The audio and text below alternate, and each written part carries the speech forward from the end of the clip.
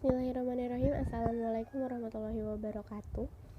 Kami dari kelompok 9 yang beranggotakan saya sendiri, Endah Nadia NIM 181, dan dua rekan saya. Yang pertama ada Dwi Agustina Wulandari NIM 162 dan Madi Muhammad Nur NIM 173. Pada kesempatan kali ini kita akan ngebahas tentang homeschooling. Nah, homeschooling yang kita ambil itu homeschooling Kak Seto. Homeschooling sendiri itu berasal dari bahasa Inggris home dan schooling, yang artinya rumah sekolah. Dan homeschooling ini punya kata lain seperti home education, terus juga home based learning.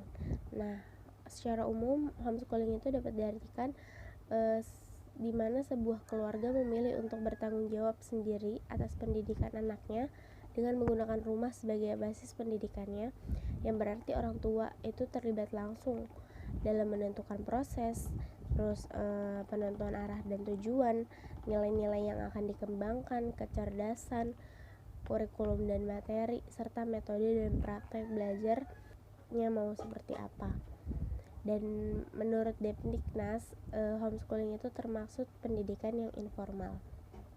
Slide selanjutnya itu ada program pembelajaran. Nah, dalam homeschooling Kak Seto itu program pembelajaran ada 3, yaitu komunitas, distance learning, dan distance tunggal. Nah, yang pertama itu komunitas.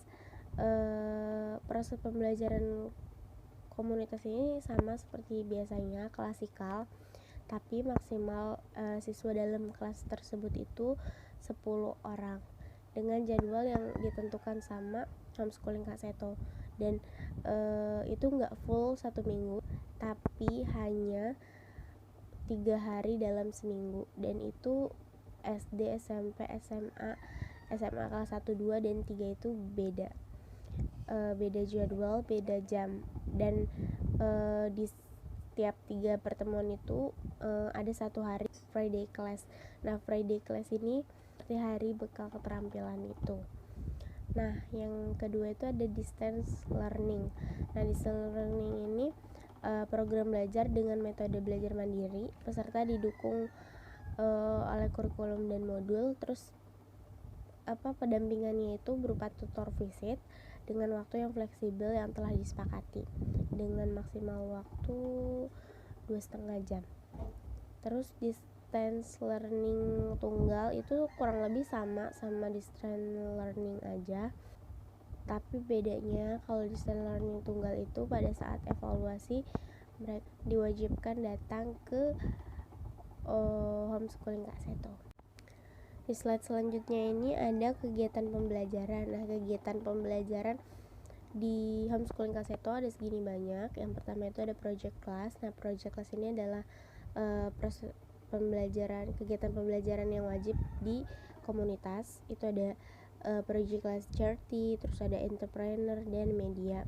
Terus yang kedua ini ada talent class. Talent class itu ada di DL tunggal dan komunitas juga. Jadi talent class ini pembelajaran yang non akademik, dia tuh kayak lebih ke bakat dan minat. Terus edu-trip ini komunitas kayak mendatangi ke tempat-tempat bersejarah.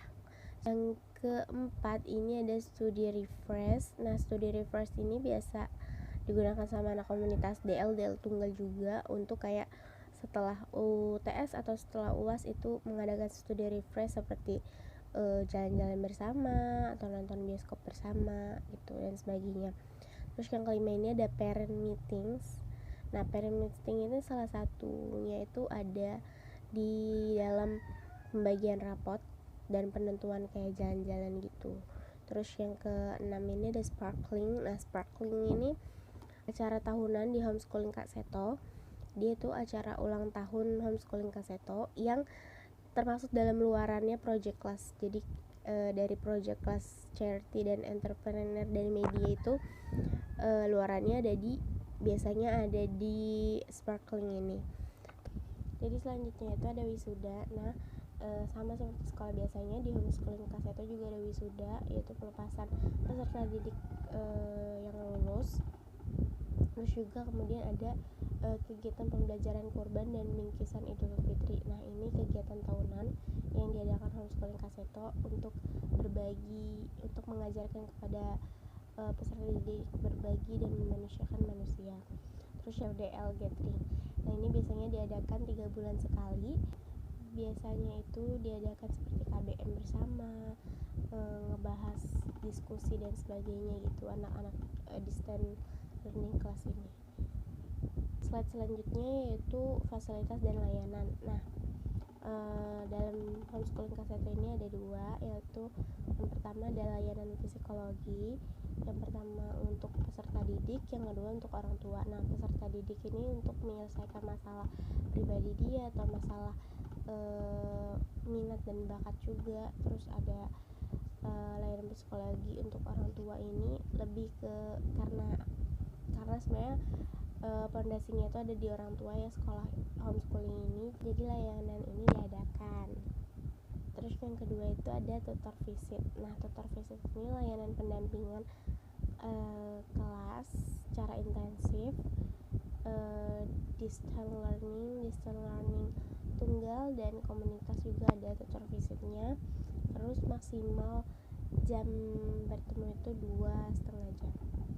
Pelaksanaan ujian pada homeschooling Kak Seto yaitu ada 2, pelaksanaan ujian nasional sama pelaksanaan ujian semester.